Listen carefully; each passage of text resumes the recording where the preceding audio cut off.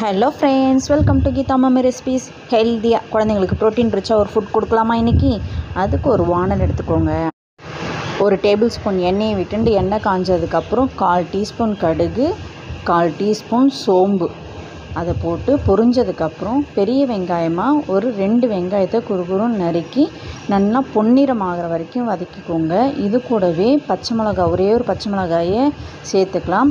ஒரு 6 கருவேப்பிலையை அதையும் போட்டு வதக்கின்றலாம். இது நல்லா பொன்னிறமானதுக்கப்புறம் ஒரு டேபிள் ஸ்பூன் இஞ்சி பூண்டு விழுது, இது கட்டியாக இருந்தால் 1 டேபிள் ஸ்பூன், தண்ணியாக இருந்தால் 1 டேபிள் ஸ்பூனாக போட்டுக்கோங்க. போட்டு பச்சை வாசனை போகிற வரைக்கும் நல்லா வதக்கிக்கணும். இது கூடவே ஒரே ஒரு தக்காளி பழத்தை நான் இங்கே ஆட் பண்ணுறேன்.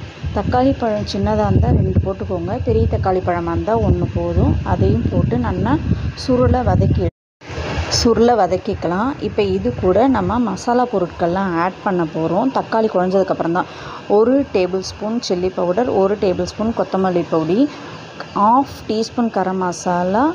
உங்களுக்கு தேவைன்னா நீங்கள் சிக்கன் மசாலா கூட ஆட் பண்ணிக்கலாம். சிக்கன் மசாலா ஒரு 1/2 ஸ்பூனு, மஞ்சள் பொடி ஒரு 1/4 டீஸ்பூன். நான் இன்றைக்கி சிக்கன் மசாலா ஆட் பண்ணல, கறி பொடி ஆட் பண்ணியிருக்கேன், கறி மசாலா. ஸோ அதையும் போட்டு நல்லா சாட் பண்ணிக்கோங்க. இது கூடவே மீல் மேக்கரை நல்லா கொதி தண்ணியில் ஒரு 5 நிமிஷம் ஊற வச்சுருக்கேன். அதை நல்லா புழிஞ்சு எடுத்துட்டாச்சு. ஒரு 1/4 கிளாஸ் தண்ணி விட்டு இது கோட் நல்லா மசாலா மீல் மேக்கர் கூட கோட் ஆகணும். அதுக்காக நம்ம ஒரு 1/4 கிளாஸ் தண்ணி ஆட் பண்ணுறோம்.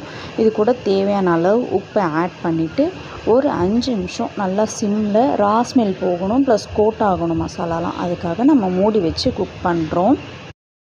பாஸ்மதி ரைஸ் 20 நிமிஷம் ஊற வச்சு நான் ஒரு 3/4 பதத்துக்கு உதிரியாக வடித்து வச்சுருக்கேன்.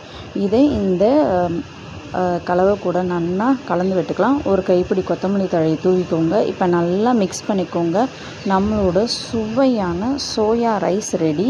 இதை நீங்கள் ட்ரை பண்ணி பாருங்கள். இந்த வீடியோ பிடிச்சிருந்தா லைக் பண்ணுங்கள், ஷேர் பண்ணுங்கள். மறக்காமல் கீதா மம்மி ரெசிபீஸ்க்கு சப்ஸ்கிரைப் பண்ணிவிடுங்க. தேங்க்ஸ் ஃபார் வாட்சிங். பை.